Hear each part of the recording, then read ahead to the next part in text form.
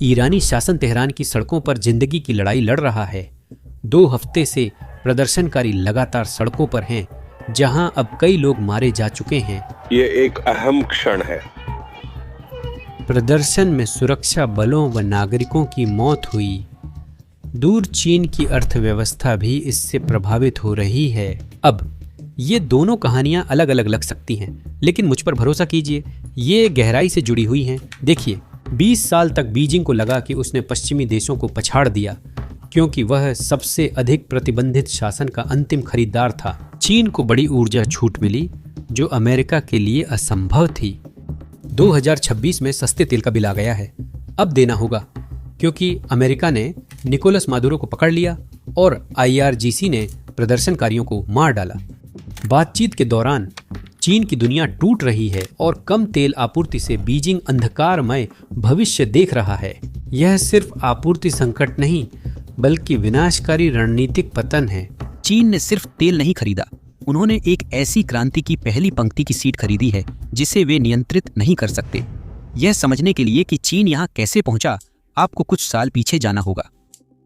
चीन का विकास तेल की ताकत पर निर्भर रहा है। हर फैक्ट्री, इमारत और निर्यात जहाज को ईंधन की जरूरत थी। कच्चे तेल ने चीन को कृषि प्रधान से दुनिया की फैक्ट्री बना दिया, और यह आज भी सच है। आज चीन अमेरिका के बाद दूसरा सबसे बड़ा तेल उपभोक्ता है और रोज 1 करोड़ से ज्यादा बैरल तेल आयात करता है।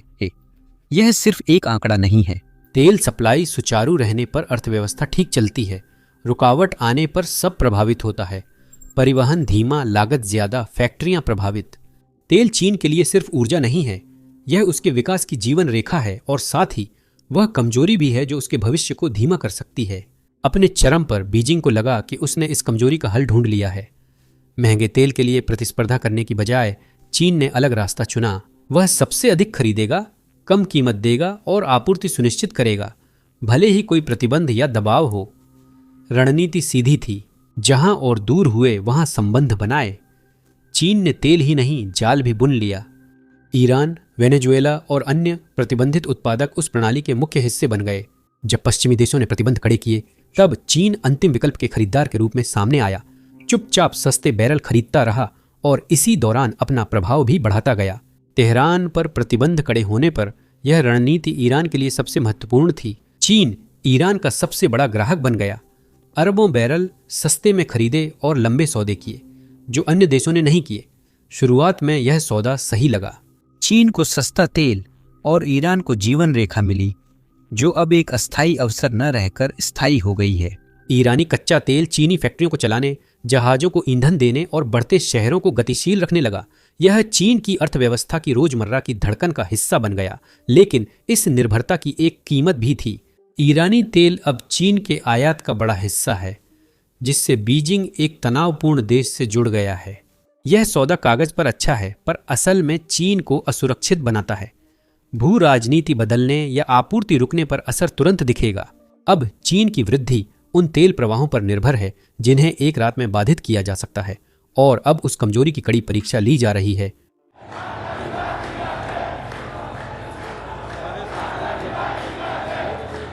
ईरान हाल के सबसे अस्थिर दौर में है।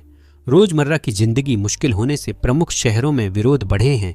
महंगाई 45% से ऊपर है। रियाल ने 1 साल में अपनी आधे से ज्यादा कीमत गंवाई है, जिससे घरों और कारोबार पर असर पड़ा है। खाने पीने और ईंधन की महंगाई से शुरू गुस्सा अब सरकार के खुले विरोध में बदल गया है। हड़तालें, नारेबाजी और प्रदर्शन सिस्टम की बढ़ती तनावपूर्ण स्थिति दिखाते हैं। यह अशांति सिर्फ राजनीतिक नहीं, आर्थिक कारणों से भी है, जैसे भ्रष्टाचार, खराब नेतृत्व और पर्यावरणीय समस्याओं से मुद्रा बर्बाद हो रही है। पूरे देश में दबाव बढ़ रहा है। ऐसे माहौल में एक विशाल तेल उद्योग को सुचारू रूप से चलाना बहुत मुश्किल हो जाता है, और तेल ही वह एकमात्र क्षेत्र है जिस पर ईरान नियंत्रण खोने का जोखिम नहीं उठा सकता। चीन के लिए दुर्भाग्यवश इससे एक गंभीर समस्या पैदा हो जाती है। पिछले कुछ वर्षों में बीजिंग ईरान की मुख्य जीवन रेखा बन गया है। चीन अब प्रतिबंधों के बावजूद ईरान के ज्यादातर तेल का आयात करता है, वो भी वैश्विक कीमतों से 5-10% कम दाम पर। शिपमेंट करीब 15 बनी रहती है। हाल के महीनों में यह 20 लाख बैरल प्रतिदिन तक पहुंच गया, जो दोनों देशों के बीच अब तक सबसे ऊंचा स्तर है। चीनी रिफाइनरियों को यह सस्ता तेल वैश्विक दामों से राहत और अरबों की बचत देता है। बीजिंग के लिए ईरानी तेल खोना सिर्फ लॉजिस्टिक नहीं बल्कि वित्तीय संकट भी है। चीन जितना ईरान पर निर्भर होगा उतनी ही उसकी अस्थिरता भी झेलेगा। तेल स्थिरता पर निर्भर करता है जो अभी बहुत कम है। ईरान का तेल क्षेत्र दसियों हजार कामगारों को रोजगार देता है और इतिहास बताता है कि जब अशांति फैलती है तो वे चुप नहीं रहते। अगर प्रदर्शन रिफाइनरियों, पाइपलाइनों या निर्यात टर्मिनलों तक पहुंच जाते हैं तो उत्पादन धीमा हो सकता है और शिपमेंट रुक सकते हैं। यहां तक कि परिवहन हड़तालें भी टैंकरों को बंदरगाह पर इंतजार करने के लिए मजबूर कर सकती हैं, जिससे बड़ी समस्या खड़ी हो सकती है। तोड़फोड़ की आशंका, कड़े प्रतिबंध और बीमा कंपनियों के पीछे हटने से लॉजिस्टिक्स मुश्किल हो जाती है। हर बार तनाव बढ़ने से रुकावट का खतरा रहता है। बीजिंग इसे नजरअंदाज नहीं कर सकता। ऊर्जा योजनाकार सस्ते ईरानी तेल पर निर्भर हैं, लेकिन वे वहां की घटनाओं को नियंत्रित नहीं कर सकते। हर विरोध, मुद्रा गिरावट या प्रदर्शनकारियों सुरक्षा बलों की टकराहट में जोखिम है। कभी समझदारी लगने वाली सौदेबाजी अब जुए जैसी लगती है। चीन के कच्चे तेल के आयात का एक बड़ा हिस्सा ईरान से जुड़ा हुआ है, इसलिए अगर थोड़ी देर के लिए भी आपूर्ति बाधित होती है तो बीजिंग को ऊंची कीमतों पर विकल्प ढूंढने के लिए भागदौड़ करनी पड़ेगी, जो वह सालों से टालता आ रहा है। अगर आप मेरे साथ हैं तो चीन उन बैरल्स से परेशान है जो शायद न पहुंचे। जल्दी से सब्सक्राइब करें। मुझ पर भरोसा करें, कहानी में ट्विस्ट अब भी शुरू हुए हैं और आप बीजिंग की भागदौड़ मिस नहीं करना चाहेंगे। सब्सक्राइब दबाइए, नोटिफिकेशन ऑन कीजिए और चलिए इस एनर्जी ड्रामा को साथ में देखते हैं। ठीक है, अब 3-2-1 में फिर से उस अफरा तफरी पर लौटते हैं। ईरान का तेल सिस्टम पूरी तरह टूटा नहीं है, लेकिन सबसे जरूरी चीज भरोसा पहले ही खत्म हो चुका है। हालांकि कुएं अभी भी तेल निकाल रहे हैं और बंदरगाह खुले हैं, लेकिन असली करेंसी यानी भरोसेमंदी अब खत्म हो चुकी है। अभी के लिए शिपिंग कंपनियां ईरानी बंदरगाहों पर जहाज भेजने में हिचकिचा रही हैं। उन्हें देरी और विरोध की चिंता है। बीमा कंपनियां पीछे हट रही हैं, प्रीमियम और यात्रा लागत बढ़ गई है। व्यापारी और बिचौलिए जो छाया व्यापार करते हैं अब सतर्क हैं। पहले सस्ता तेल हमेशा मिलता था, अब वह अनिश्चित है। हर खेप के साथ एक सवालिया निशान जुड़ा हुआ है। अब चीन के लिए स्थिति बदल गई है। वह अब केवल सस्ता कच्चा तेल आयात नहीं कर रहा, ईरान से गहरे संबंध बनाकर बीजिंग उसकी अस्थिरता भी ले रहा है। अब यही अनिश्चितता हर बैरल पर है जो उसके तट पहुंचता है। ईरान जैसा पैटर्न लैटिन अमेरिका में और मजबूती से दोहराया जा रहा है। ईरान के साथ साथ वेनेजुएला चीन की उस योजना का एक अहम हिस्सा बन गया जिसमें वह पश्चिमी प्रतिबंधों के तहत देशों से सस्ता तेल हासिल करना चाहता है। काराकास ने कच्चा तेल सस्ती दरों पर चीन को बेचा। पिछले साल तक चीन को रोजाना आधा अरब बैरल भेजा जाता था, जो उसके समुद्री आयात का 4% था। ये बैरल शेडोंग की छोटी रिफाइनरियों, जिन्हें टीपॉट्स कहते हैं, के लिए जरूरी थे। बीजिंग के लिए वेनेजुएला का तेल केवल सस्ता ईंधन नहीं था, यह चीन का सिस्टम था जिससे उसने पश्चिमी दबाव से बचाव और ऊर्जा लागत कम रखी। दोनों देशों के संबंध पुराने हैं। 2007 में ह्यूगो चावेज की अगुवाई में चीन और वेनेजुएला ने तेल समर्थित वित्त पोषण के लिए संयुक्त कोष शुरू किया। विचार बहुत सरल था। चीन परियोजनाओं और बजट समर्थन के लिए नकद भेजेगा और वेनेजुएला समय के साथ तेल की आपूर्ति के जरिए भुगतान करेगा। 2014 में कुल ऋण $60 अरब से ज़्यादा था। 2016 में भी वेनेजुएला पर $20 अरब से अधिक बकाया था। भुगतान पैसे और बैरल से था, जिससे दोनों पक्ष लंबे समय तक जुड़े रहे। वेनेजुएला का अधिकतर कच्चा तेल ओरिनोको बेल्ट से आता है। यह बहुत भारी, गाढ़ा और खट्टा है, जिससे इसका इस्तेमाल मुश्किल है। चीन ने खुद को ढालने के लिए शानडोंग की रिफाइनरियों में कोकिंग यूनिट्स और डीसल्फराइजेशन सिस्टम लगाए। इस दौरान टीपॉट्स ने वेनेजुएला के तेल को मध्य पूर्व के हल्के कच्चे तेल के साथ मिलाने के लिए ब्लेंडिंग टैंकों में निवेश किया। कई ऑपरेटरों को प्रति बैरल $2-5 ही मिलते थे, इसलिए छूट जरूरी थी। समय के साथ यह सिस्टम में शामिल हो गया। संयंत्र वेनेजुएला के तेल के लिए बने थे। लॉजिस्टिक्स को अनुकूलित किया गया। व्यापारियों ने ग्रे रूट से प्रतिबंधों से बचना सीख लिया। इसका अर्थ है चीन ने वेनेजुएला की सप्लाई चेन बनाकर कराकास से मजबूत संबंध बना लिए। अब वह निर्भरता मुश्किल में है। जनवरी 2026 में निकोलस मादुरो की गिरफ्तारी से वेनेजुएला कमजोर हुआ है। डेल कोड्रिगुएज कागजों पर जिम्मेदार हैं, लेकिन सरकार बंटी है। पेट्रोलियोस डे वेनेजुएला सोसिएदाद अनोनिमा उजागर है। वॉशिंगटन वेनेजुएला के तेल को अमेरिका भेजने की तैयारी में है। इससे चीन के लिए 4 लाख बैरल प्रतिदिन की आपूर्ति में देरी या कटौती हो सकती है। भारी कच्चा तेल जल्दी बदलना कठिन है और चीनी रिफाइनरियां बिना समय पैसा खर्च किए हल्के तेल पर नहीं जा सकती। समस्या दोनों ओर से एक साथ आती है। पहला झटका खुद तेल है। जब वेनेजुएला की आपूर्ति रुक जाती है या धीमी हो जाती है तो चीनी रिफाइनरियों के पास इंतजार करने का विकल्प नहीं होता। उन्हें कहीं और देखना पड़ता है। आमतौर पर उन्हें ज्यादा कीमत चुकानी पड़ती है और जल्दी फैसला लेना पड़ता है। इसका मतलब है तेल मिश्रण बदलना, उपकरण तैयार करना और समायोजन तक उत्पादन धीमा करना। हर कदम लागत बढ़ाता है और देरी मुनाफा घटाती है, जिससे सस्ता तेल बोझ बन जाता है। दूसरा झटका और गहरा असर करता है। चीन के वेनेजुएला ऋण तेल आपूर्ति से जुड़े हैं।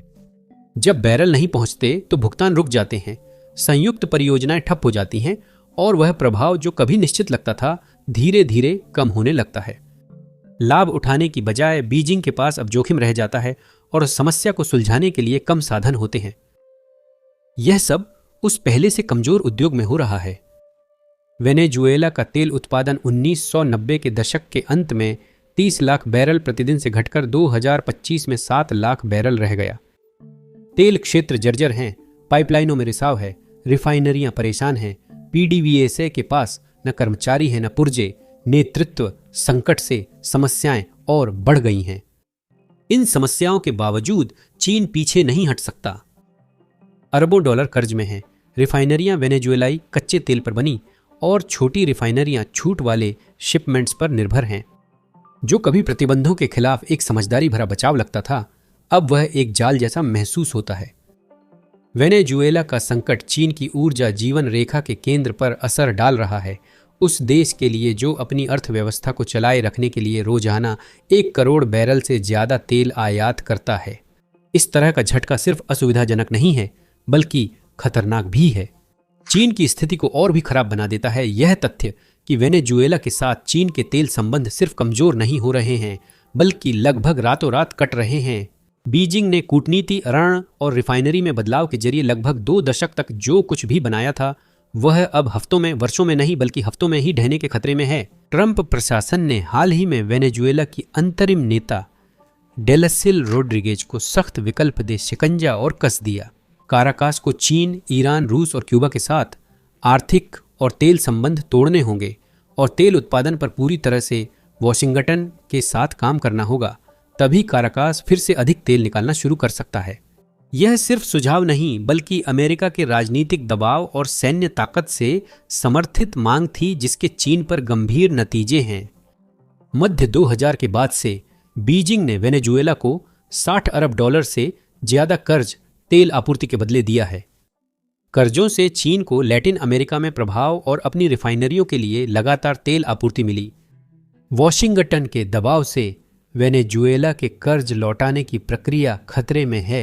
कर्ज, संयुक्त उपक्रम और वेनेजुएला के तेल से जुड़ा बुनियादी ढांचा फंसा रह सकता है, लेकिन वॉशिंगटन की मांग से स्थिति बदलती है। अब यह कराकास में राजनीतिक अस्थिरता या मादुरो की गिरफ्तारी के असर के बारे में नहीं है। अब यह है कि अमेरिका चीन को उसकी मुख्य ऊर्जा जीवन रेखा से काटने के लिए वेनेजुएला पर चुनाव का दबाव डाल रहा है। अमेरिका ने चीन की वर्षों की कूटनीति और निवेश को अनिश्चितता में बदल दिया है। बीजिंग ने जो अरबों डॉलर कर्ज सड़कों, आवास परियोजनाओं, रेलवे और तेल उपक्रमों में लगाए थे वे अब अधर में लटके हैं और भुगतान तंत्र के ढहने का खतरा है। इसके प्रभाव पहले से ही दिखाई देने लगे हैं। शिपिंग कंपनियां वेनेजुएला के बंदरगाहों पर जहाज भेजने में हिचक रही हैं क्योंकि नीतियां अचानक बदलती हैं। बीमा कंपनियां प्रीमियम और कवरेज सख्त कर रही हैं जिससे यात्राएं महंगी हो रही हैं। चीन के छाया बाजार में तेल ले जाने वाले व्यापारी अब कानूनी और राजनीतिक जोखिम झेल रहे हैं। हर शिपमेंट के साथ संदेह जुड़ा होता है और हर देरी रिफाइनरियों को कहीं और ज्यादा भुगतान करने के लिए मजबूर कर देती है। जो कभी पश्चिमी प्रतिबंधों के खिलाफ एक समझदार सुरक्षा उपाय लगता था, अब वही एक जाल जैसा लग रहा है। चीन का वेनेजुएला तेल से संबंध पूरी तरह टूट रहा है। ट्रंप प्रशासन की मांग कि वेनेजुएला चीन से संबंध तोड़े और वॉशिंगटन के साथ हो, चीन की दीर्घकालिक रणनीति को कमजोरी में बदल गई है। यह सिर्फ तेल के बैरल नहीं बल्कि प्रभाव, भुगतान और ऊर्जा कूटनीति की बुनियाद खोना है। लैटिन अमेरिका में वर्षों की निवेश कुछ हफ्तों में खत्म हो रही है और बीजिंग अपनी अहम तेल जीवन रेखा अमेरिकी दबाव में टूटती देख रहा है।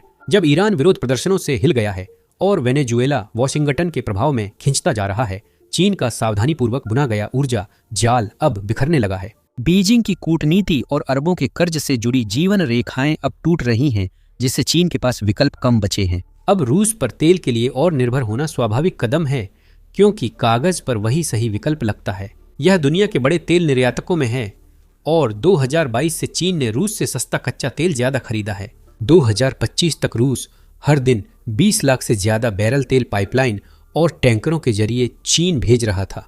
बीजिंग के लिए ये बैरल ईरान और वेनेजुएला की समस्याओं से सुरक्षा थे, लेकिन असलियत अधिक जटिल है और मॉस्को पर निर्भरता जोखिमपूर्ण है। खुद रूस भी दबाव में है।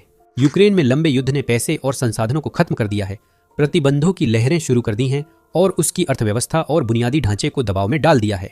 साइबेरिया के तेल क्षेत्र पुराने होकर कम उत्पादन कर रहे हैं, पाइपलाइनों की मरम्मत महंगी है और प्रतिबंधों ने जरूरी पश्चिमी तकनीक तक पहुंच रोक दी है।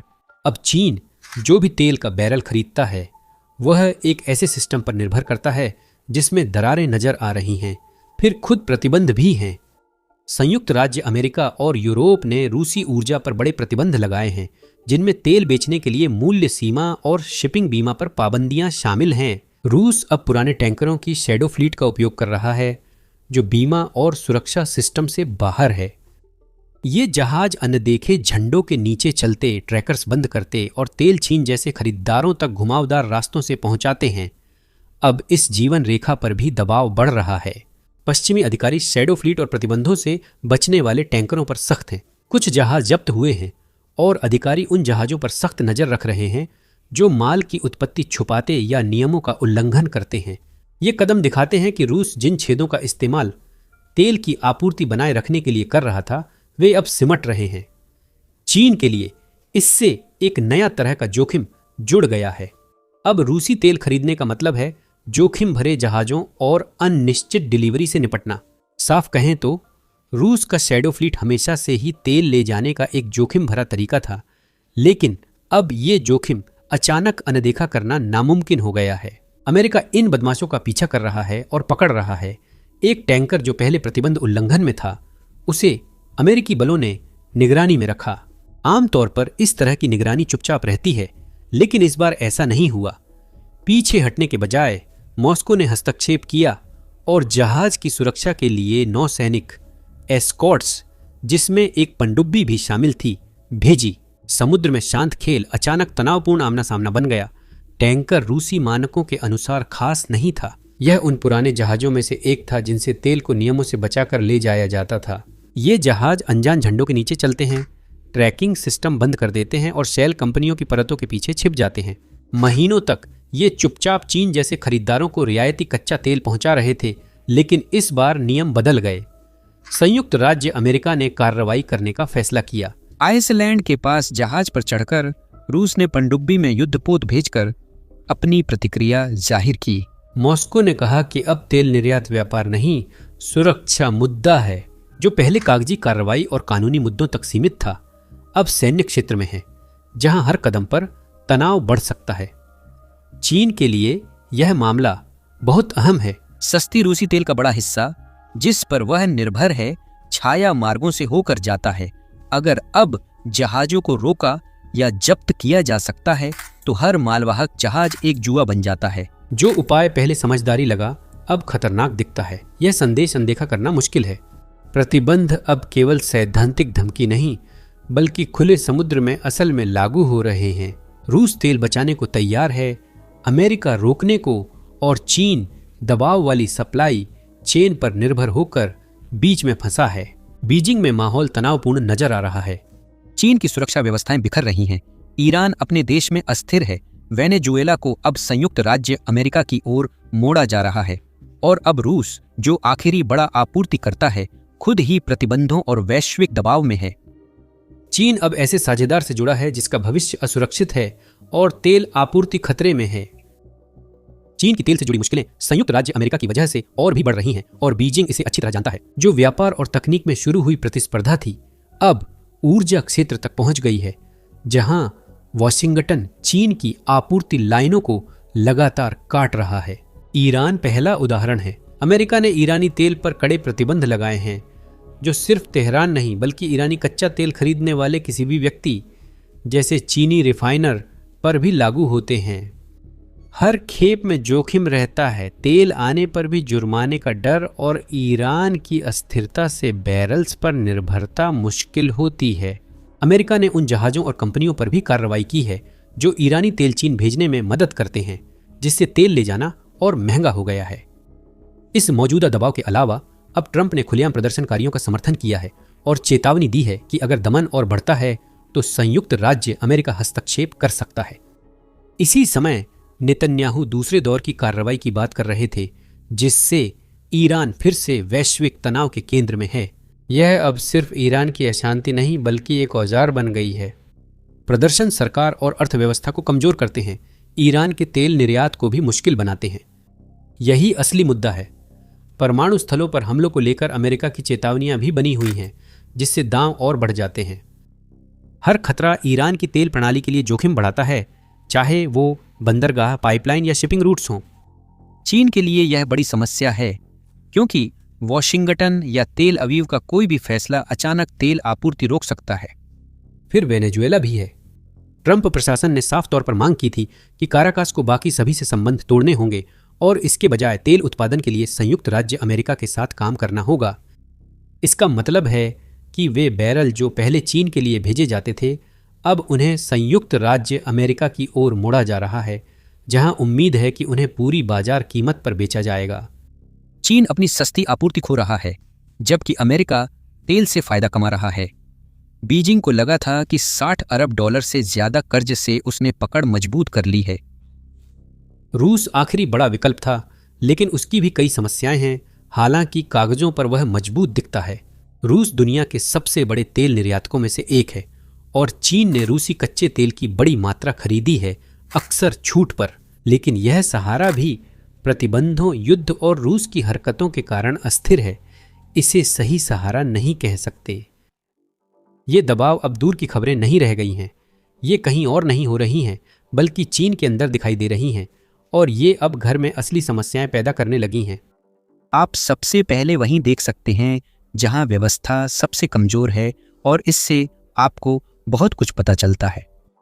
पहले छोटे टीपॉट रिफाइनरियों से शुरू करें, जो लचीले हैं लेकिन कम मुनाफे पर चलती हैं। तो जब टैंकर देर से आते हैं तो सब कुछ गड़बड़ा जाता है। जब जो कच्चा तेल आया है वो गलत किस्म का होता है, तो मशीनें वैसे नहीं चल पाती जैसी उन्हें चलना चाहिए। स्टॉक पाइल से सुरक्षा जाल जैसे हैं, पर तभी मददगार जब तेल रिफाइनरी के अनुकूल हो। अधिकतर समय ऐसा नहीं होता। लागत बढ़ जाती है, मुनाफा कम हो जाता है और जोखिम रोजमर्रा के कामकाज का हिस्सा बन जाता है। जो कुछ तेहरान, काराकास या मॉस्को जैसे स्थानों में शुरू होता है, वह चीनी संयंत्रों के अंदर जाकर समाप्त होता है, जिससे वैश्विक अराजकता एक स्थानीय संकट में बदल जाती है। जब टीपॉट संघर्ष करते हैं, परेशानी सीमित नहीं रहती।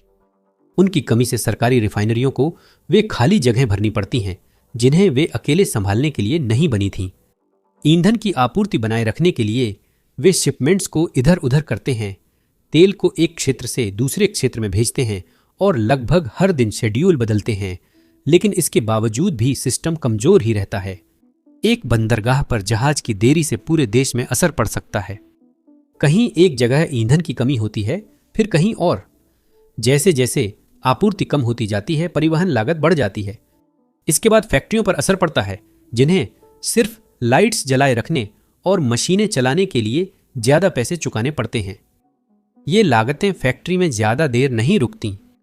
कीमतें बढ़ती हैं, महंगाई आती है और अर्थव्यवस्था धीमी होती है। यह क्रैश नहीं होती, लेकिन रफ्तार कम, भरोसा कमजोर और कार्यक्षमता घट जाती है, जिससे विकास लक्ष्य दूर होते जाते हैं। चीन की यही स्थिति है, इसलिए बीजिंग ने आपातकालीन उपाय अपनाए हैं। रणनीतिक भंडार जारी होते हैं, जिससे संयंत्र चलते रहते हैं और दबाव कम लगता है। भंडारण से निकले हर बैरल से सिर्फ समय खरीदा जा सकता है। असंगत कच्चा तेल रिफाइनरियों को धीमा करता है और घूमता स्टॉक सिर्फ गहरी दरारें छुपाता है। कूटनीति ज्यादा मददगार नहीं।